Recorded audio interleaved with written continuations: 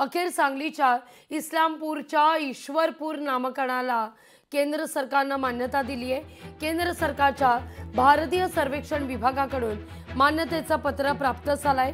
आता इस्लामपूर शहराच्या नावात कायदेशीररित्या ईश्वरपूर असा बदल केला जाईल।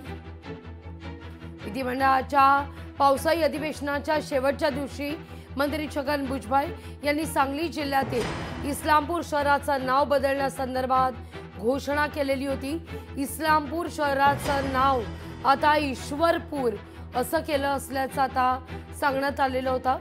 तो प्रस्ताव केंद्राकडे पाठवण्यात आला मान्यतेकरता। अखेर केंद्रानं त्याला मान्यता दिलेली आहे।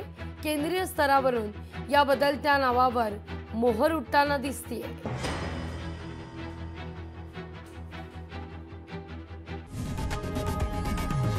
लोकशाही मराठी ऐका, पहा, जागरूक रहा।